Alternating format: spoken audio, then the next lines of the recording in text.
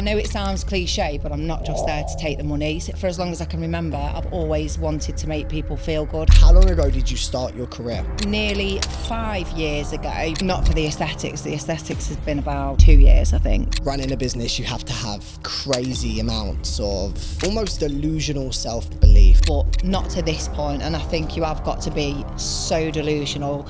You've got to believe it's going to happen. The whole manifestation thing is so true. Like every morning I wake up and I see this is where I'm going, and there is no other option. There is no, if I catch myself self-doubting, I'll just be like, I'll shut myself down for a minute and I'll just keep going. You've got to be, delusional. Welcome to the HWHQ, Toni. Thank you. You have had quite a journey getting here today. Yes, absolutely. Travelled all the way from Uttoxeter.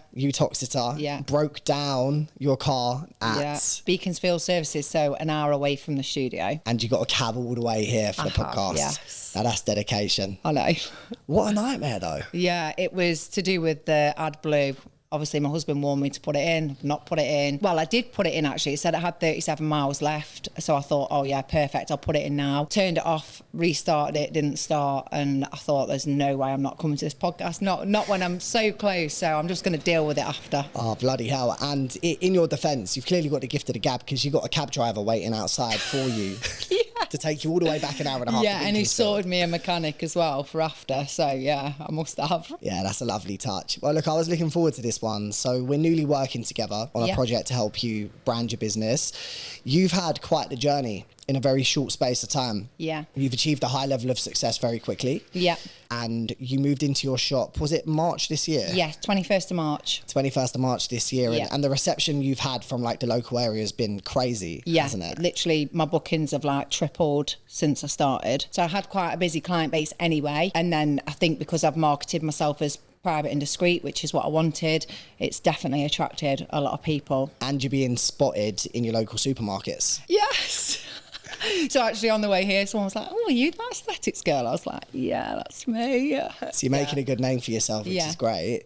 So how have you achieved this success so quickly? Because you're already doing higher numbers than a lot of clinic owners achieve ever. Yeah, I think it's just pure determination. I think because before this, I was literally on a really bad wage, really not a bad job because I love the job, but it made me hungry for more because I was sick of loaning money from my boss. It was literally sub from month to month, like not making ends meet, and I just knew I was worth more, if that makes sense. And I've always wanted to do this. So when I got the opportunity, I've just run at it head first and I've not stopped since. What you've achieved in such a short space of time, I mean, I've worked with so many clinic owners over the past 7 years. It's really rare, which tells me you have a natural inkling for business. But I suppose, I mean, you had a home clinic prior, didn't you? Yeah, so where I started was I had a cabin in my garden. Actually, I started mobile, so I went driving around to people's houses, not for the aesthetic side of things. It was just for the facials. Mm-hmm. Me and my husband saved up and did a cabin in the back garden, which was great, but my son just kept coming in being like, what are you doing? And I was like, you can't come in here, mate. And then I had the opportunity from a lovely friend of mine to rent a room. So I rented a room, and I think that's really where it kicked it off, because I felt like I could be more professional, really sell my services, because I felt like at home, although it was nice in the cabin, it wasn't really professional. And so I went to the salon, and just from there it's been non-stop. How long ago did you start your career? So I think nearly 5 years ago, but really not for the aesthetics. The aesthetics has been about 2 years, I think. About 2 years? Yeah. Okay, all right. So, I mean, they say that, you know, overnight successes, what people don't see is the years of work prior in the background in silence. Yeah. Which sounds kind of similar to your situation in some ways. Yeah. The moment I realised you're building something special here is the first time I spoke to you, I asked you, so how many clients, because originally you told me you started March this year. Yeah. So I just assumed that you would be slowly building. Yeah. And then I asked you, so how many clients have you got booked in this week? And you're like, one sec, let me bring up my booking system. And I could just see your brain counting. And I thought in my mind, this is a really long count. Yeah. And you were like, 61. I was like, 61? Yeah. That's a lot of clients. It's mental. But I don't think I look at it like that. I don't think I've ever, until you asked me that question, I can honestly say I've never gone through and counted. So I feel like, not in a bad way that I'm a hamster on a wheel, but I'm just going for it. And I don't take a second to stop and perhaps see what I'm really doing, as in like, taking it all in and being like, God, actually, this is really good. I'm doing really well. It's only because you asked, I counted. And then after, I actually went on ChatGPT and I was like, is this amount of clients really good? And it was like, yeah, it's pretty good for a solo person. So, yeah, no, for sure it is. Like, definitely for sure it is. And the numbers that you're doing are great. The clients that you're treating, they come back to you as well, don't they? Yes. They don't just come once and then you burn and churn. You've had certain clients who have been with you from the beginning. Yeah. How have you done that? I think just being real, just being myself. You know, I make mistakes when I'm talking. I'm very real. I am genuinely interested in people and the well-being. I know it sounds cliche, but I'm not just there to take the money. For as long as I can remember, I've always wanted to make people feel good, and that stems from my mum, because she's very much like that. She can have, you can go in a room with her, be depressed as anything, and she'll build you up in seconds. And I think I've naturally picked that up. So I really enjoy taking the time to know these people. I don't convey about them through. I literally take the time to know them. When they come back, I ask them things that they've told me previously. My brain literally stores everything. I'm genuinely interested in my clients. It's not just a next. And I think they feel that. Well, they must do, because otherwise they wouldn't continue to come to me. There's plenty of aesthetics people around that they could go and pay the money to. How important would you say the relationship building and the understanding your client section is to building a successful aesthetics business? There's no business without the relationship at all. If you haven't got a relationship with your clients, you're not going to make a successful business, because they'll come and go. Whereas obviously if you're genuinely interested in and you do build a relationship, those people are going to keep coming and coming and coming. So yeah, really important. You haven't got a business without a relationship with your clients. I think a lot of practitioners who are building really struggle with that.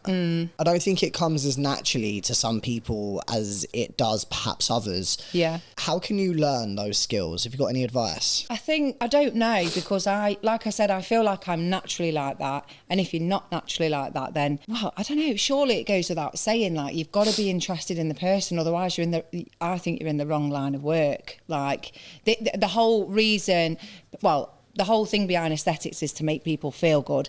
And if you're not naturally wanting to do that, I think it's the wrong business. But that's just my opinion. Yeah, I think some people perhaps get into this business because they're just trying to make money. Quick money, yeah. And you can make really good money. Absolutely. You've made amazing money. Yeah. But there's more to it than just the money, isn't there? Yeah. So what do you feel somebody needs to desire to start a business in this industry to succeed? Like, what are the characteristics somebody would need to build a successful brand as you have so quickly? So I'd just say being real, being a real person, not trying to put on a front. And you can, in this industry, you can be very, it looks like, you know, you've got to have a nice car and you've got to be this way and you've got to be all bougie. And actually, no, you've just got to be a real down-to-earth, nice person and always want the best for your clients. And as long as you've got that at the forefront of your brain, everything else is just going to come. But if you go into this thinking, I'm going to make loads of money, I'm going to go do this, I'm going to do that, I'm going to be able to wear this, there's no point.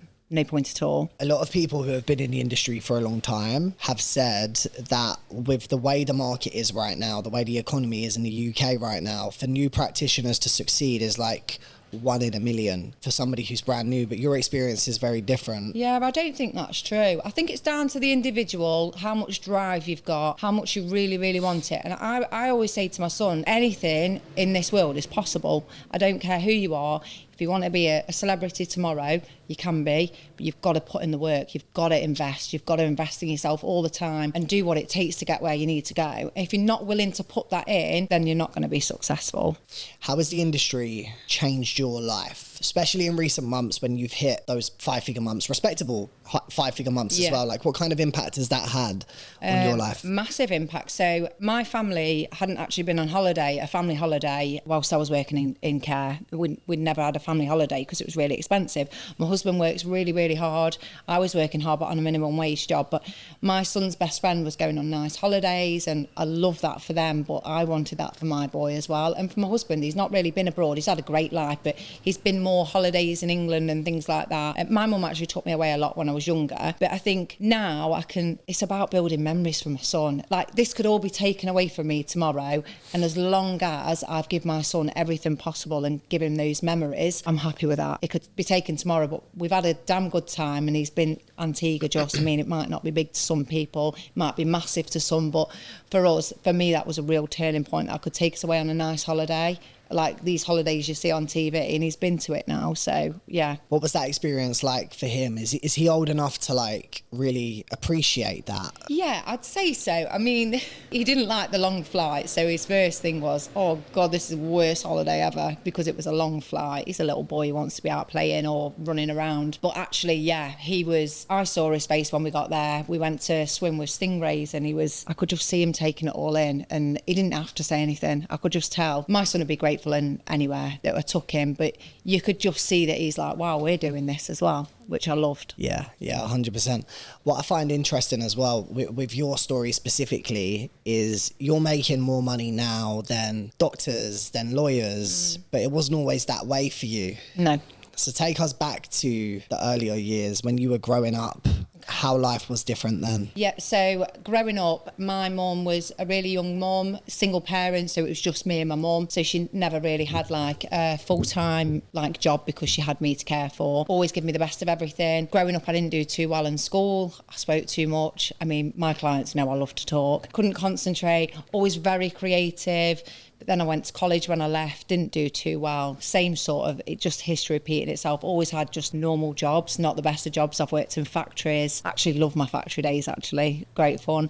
And just always had really basic minimum wage jobs. And there's nothing wrong with that at all. Like I say, some of my best memories are actually in care, and I was getting assaulted. But you can't have a great life with that money. You can't go out and do these things. So I think I might have gone off on a bit of a tangent here, but I forgot what you've asked me. It's what you're saying is really interesting, just about how life was different compared to how it is now, because obviously you live a really comfortable life now. You provide for your son, and you don't worry about money. No. But I know from our conversation off camera, I think things used to be very different for you. Yeah, of course. Like, not just for me as a mother, but like me growing up, like I had everything I needed, but we didn't have luxuries or nothing like. And the same for me now. I love the fact that I'm able to have lived both sides.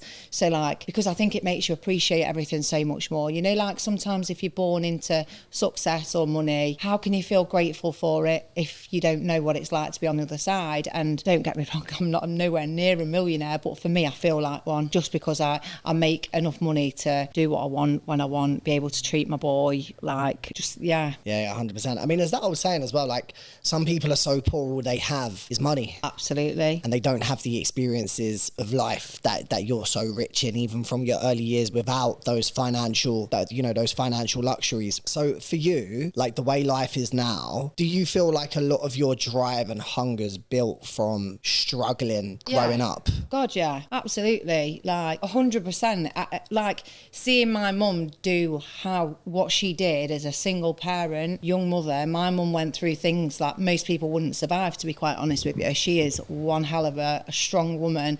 And I think seeing my mum come out the other side and put everything into parenting and working as hard as she could to give me the best of everything, I've seen that, and that's made me how I am. Like I've been in the struggle, you know, we've lived in situations that weren't the best, and I've seen the struggle, and I've made sure that, and my mum's made sure that I've always strive for more, because she always knew I was capable of it. And I think, if I wouldn't have had that upbringing and seen my mum be so strong and be the way that she is, I wouldn't even be doing this today. Absolutely not. Are you still close with your mum today? Absolutely. Best mate. She was going to come with me today, actually, and she told me off because I broke down, and she said, I told you I should have drove. But yeah, I would have loved for my mum to have come, actually, because this is down to her being a strong woman. And I think that transfers into my job. I love empowering women, because I know how much women can struggle, what they go through, and I love being a part of their journey to make them feel better and not feel low about themselves and stuff like that. I had a client on my podcast. She's a client of mine as well, actually. She's called Fiona. She runs a clinic called Exalt Cosmetics. Similar story to you, like successful clinic quite early on. But she speaks a lot about how one of the most important things to choose as a woman, and I suppose as a man actually, just as a human in general, is the partner you choose to be with when you're building a business. Yeah. She actually spoke about how she lost £300,000 in a divorce. I think Did she do a podcast or not? Yeah, I she think did. I might have seen it. And she's like super driven, super driven, and she's, you know, she's doing great. But, you know, she really warns that. She's like, you've got to pick your partner so careful if you're building a business. Yeah. Have you had any experience with that, like choosing the right person or wrong person at stages of your life can either make or break so you? like I've been young and stupid and made bad decisions and been with people that I shouldn't have been because I just shouldn't have been with them, you know, but it's all a part of life, making bad choices to learn from them, you know. It's only a bad choice if you didn't learn from it, really, I think. But having a decent partner, someone that really wants the best for you wholeheartedly is, again, without my husband being so supportive, I mean, God bless him, he runs riot for me, like literally will do clinic runs, everything, but his support and his genuine like pride for how well I've done means everything. And if I didn't have that, it's about the network that you've got around you, not just your husband actually, it's about the army of people that you have supporting your journey, because I wouldn't be where I am if it weren't for my mum, a family friend that I've got called Dave, you know, my neighbour who signs for my parcels. You've got to have that support system. You can't do it all on your own. Don't care how independent you are, you can, but it's not, it's better to have that support network. Can't forget about that neighbour that signs the parcels. No, Tracy's the best. I mean, she must hate me. No, she doesn't. But yeah, the amount of time she's like, I've signed your parcel. Now she doesn't even tell me. She'll just like drop it on the doorstep. So let's talk about becoming a mum and how that's impacted you as a businesswoman and just as an individual. So I would say becoming a mum is what's really given me the drive for this. I truly believe that if it weren't for my son, I wouldn't be where I am, as in career-wise, like my happiness, my peace. Becoming a mum definitely gives you a different drive. You've got a person that looks up to you. You want to show them the way of life and what can be done if they really want, you know, if they really want things, they can achieve it. And as soon as my son came along, I just knew, like, I'm going to give you everything. I don't know how, but I will. And he has been my drive and motivation every single day. Do you feel like your perspective and motivation just completely changes the minute you have a kid? Yeah, I do. Yeah, because like 1 minute you're carefree, you don't think about what choices you might have to make, and then all of a sudden you've got this whole human and you're like, God, I've got to do everything right. And yeah, it just completely changes your mind. Yeah, I don't think I'm not saying that if you haven't got a kid you're not going to be successful, but my son personally is my drive, and I know a lot of good parents are the same. How do you find like running a business and having a child to balance that? Must be very like difficult. Yeah, it is. So with me, when I first started, I did every hour. I would never turn people away at all. I would come in, I'd literally go back forth. I was working a job and at the clinic. And now I'm more established. There is very strict 9 till 4, they're my working hours. Even when I was doing that, my son always had my time, but not as much as I would have liked. And now they're my working hours, and my family life is so important, because what's all this for?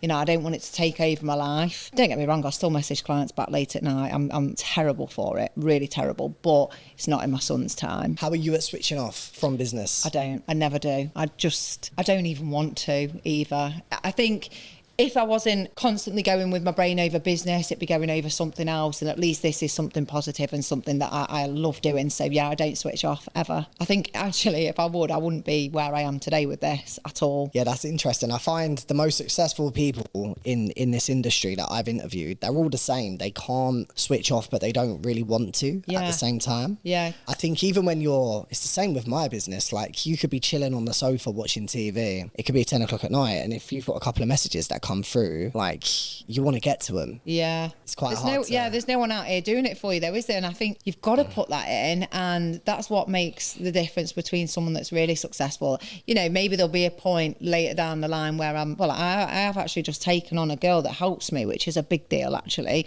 So now I can pull back and not try and do those messages at night, but you've got to do what you've got to do to get where you want to go, and that's that. You spoke about how you growing up, you never had a handout, you know, no inheritance, no loans, no real financial support, even though you came from a very loving family and you had everything you needed. You had to build everything that you've acquired by yourself. Absolutely. What kind of impact do you think that's had on your drive and motivation? And also, how does that kind of impact how you build for your child now you have a child? I think it's a child that depends on me, but that's throwing me off. But for the first half of the question, it's given me more determination because I haven't got an inheritance. I think that's what's made me work 10 times hard, because I know no one's out here to save me. No one's going to do it for me. And it's made me hungrier and more determined. And actually, you feel much more satisfied for it at the end of it as well. Yeah, I suppose it's not about... So my mum always provided really well for me, and I want to do that the same way for my son. But obviously, I am in a better situation financially than my mum. These opportunities weren't really around then. And actually, my mum didn't have a support system. So I've got the support system where I can build and obviously give my son, yes, perhaps things that I didn't have when I was younger, because my mum didn't have that support system. So with that right support system, I want to give my son everything I never had. How do you kind of find the fine line? Because I was talking to my partner about this. We want to have children soon, and it must be so hard to not spoil them, because you want to give them everything, because they're your little baby. So how do you find that balance? So I've always spoke to my son about value of money, but my son's been on this journey with me, so he knows the days where I couldn't just go get him a pair of football boots. He's been there, he knows it. So there is a fine line, but I always remind him, I'll always say, you know, how lucky you are. There is children that don't get this. I'm always saying you don't have a boast about things that we're doing. It's not to say that you can't enjoy them and talk about them, but we're no better than anyone else just because we can afford these things. But like I say, he's been there where I've not really had the money to get him a pack of Pokemon cards. So, but he didn't care. He's a kid, and kids are how you bring them up, aren't they, really? Yeah, I agree with that. There's this one thing that I still remain grateful for from the situation that I'm in, because similar to you, I don't come from money either. And when I started making money maybe like 5 or 6 years ago, I'll never forget the first time I went into a supermarket. It wasn't even a bougie supermarket. I'm pretty sure it was a Sainsbury's. Yeah. And it was one of the first times where I'd done a food shop and I didn't have to look at the price of anything. I just saw a steak in the bag. Just anything I wanted, I'd put in my trolley. Yeah. And that feeling for me was like, oh, that's wicked. Like, I've never been able to do that throughout my whole life. And still now, sometimes when I go into a supermarket, I feel grateful of still being able to do that. Yeah. There's one other thing that I still feel huge amounts of gratitude for working for myself, and that's actually being able to go to the barbers on a random Tuesday. Whenever you want. Yeah, when there's no one else waiting like there is on a Saturday. Yeah. Now those little kind of like pinch me moments where I'm like, oh, this is the stuff. Yeah. Did you have any of those moments? Yeah, all the time. What would they be for you? I think the first thing for me was, again, the food shopping thing. So food shopping was a massive thing for us when I worked in care. It was like trying to make £100, like feed you for like 2-3 weeks. And when I could then start ordering food and we were getting loads of it and more things that like you perhaps wouldn't normally buy, those sort of things. Grass-fed steak. Yes, organic eggs. But yeah, I think my thing was this watch actually, and I've kept it on ever since. It wasn't even expensive. And I brought me and my husband matching watches, and it was £99 for two. It's just a Fossil watch. But when I brought that, I swear to God, I'll never take it off. Just because that reminds me the first thing I brought, and I was so proud. And the fact that I managed to get my husband one, even though it was like 2 for 1, but he didn't know that. He does now. He does now. Yeah. Hopefully he doesn't see this clip. Yeah, he don't care. So that level of sentimental value of that watch is going to be worth more to you than any Rolex or AP ever would be, because of the real sentimental value behind it. Yeah. You'll never take it off? No. I went for a photo shoot with Tonileigh Aesthetics. She does loads of like aesthetic practitioner photos. She actually took a photo, and in the photo I think I'm like this.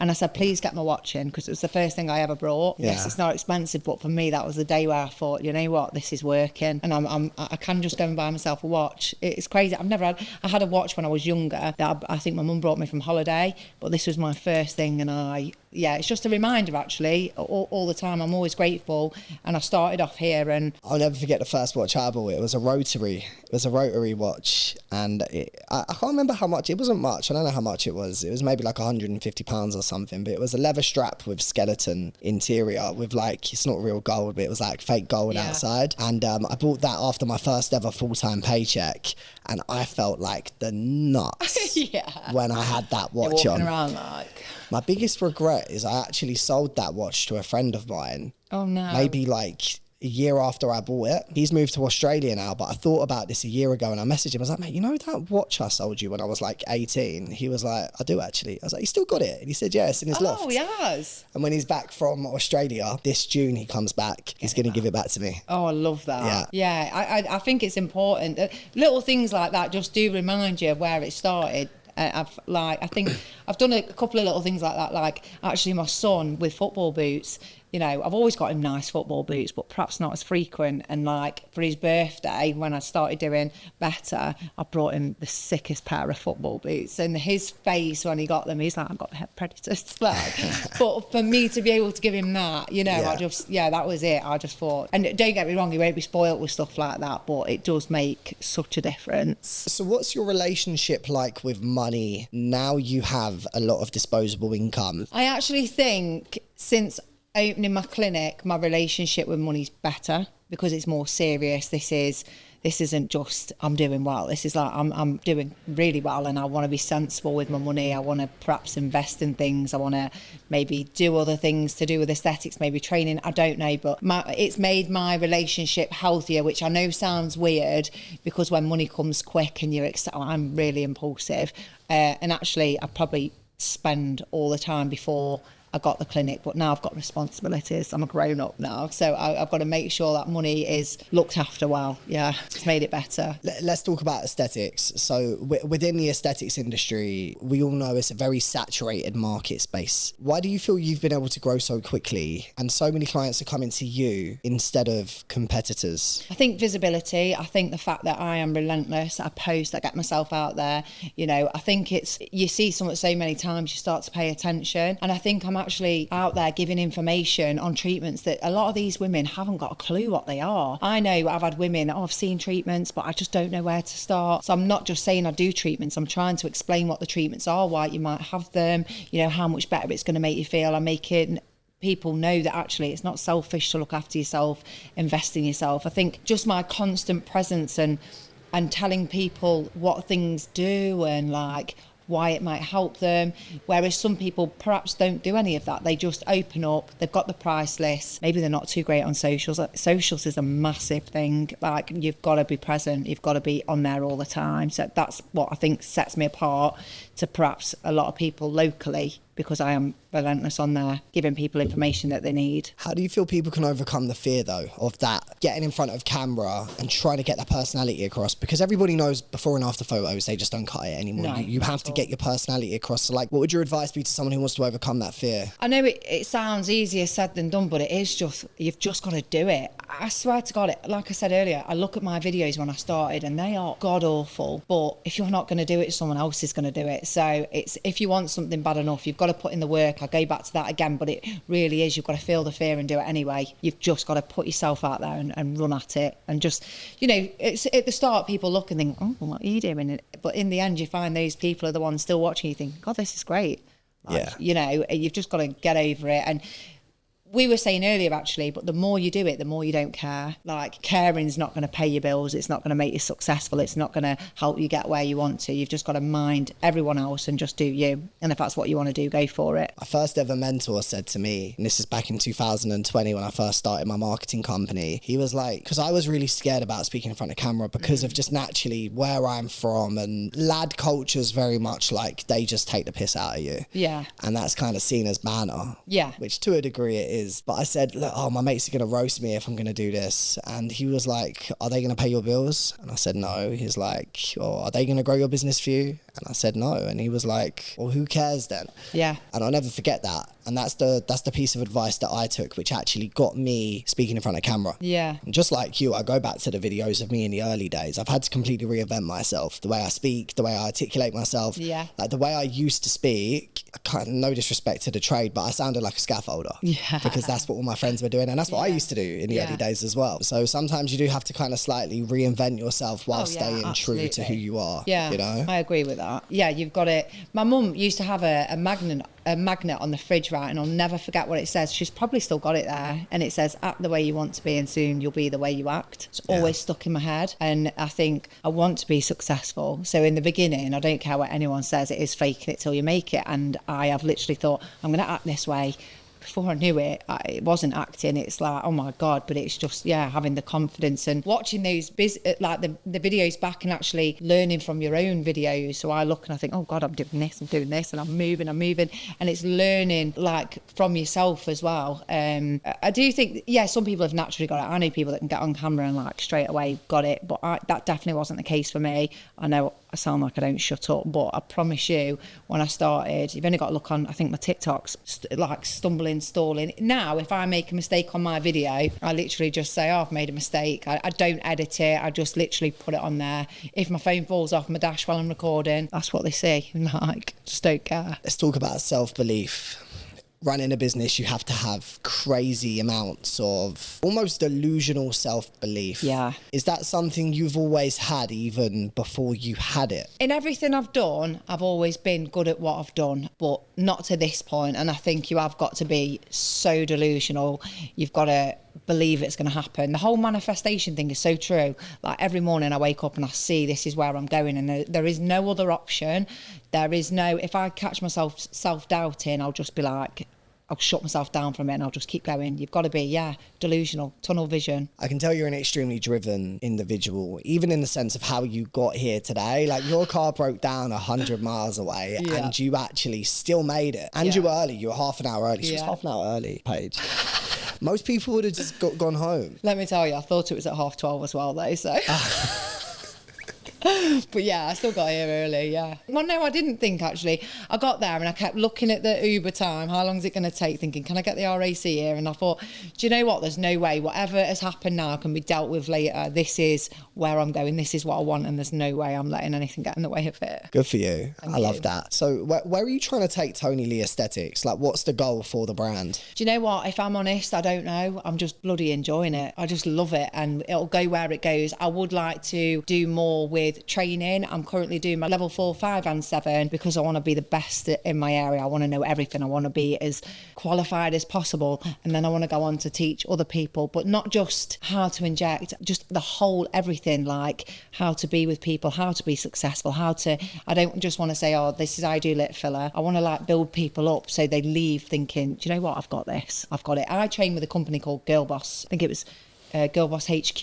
They're very woman empowerment. Manchester. Yeah, they're really about empowering women. Their whole socials is all about that. But you do feel empowered, and I want to do that as well. I want to really build women up. Like, I don't want massive amounts of people in to train. I want a few and really, like, I suppose, nurture them and like, this is possible. I did it, you can do it, but I want to do it at the highest level. For someone listening to this pod who might be lacking motivation, maybe they have motivation, but they lack the self-belief or the self-worth to start that business and take that risk. What would your advice be to them? What would you tell them? Just get rid of any, I know it sounds easier, but those negative thoughts have got gone, those like not believing in yourself, like, because the only person that you're holding back when you think like that is yourself. I don't know, read manifestation books. Just whatever you do, try and get rid of the negative, just positive, think there's no other way and just absolutely go for it. And what's the worst that can happen? If it don't work, it don't work. You know, you've tried. So for anybody listening who might want to find you online, how can they find you? What's your social media? So it's Tonileigh Aesthetics on Instagram, Facebook. My TikTok's diabolical, don't even look at it. Won't be for long, we're going to fix that. Yeah, I'm actually wondering whether I need to restart one because the algorithm's shot on there. But yeah, Instagram, Facebook, Tonileigh Aesthetics. Toni, thank you so much. Thank you.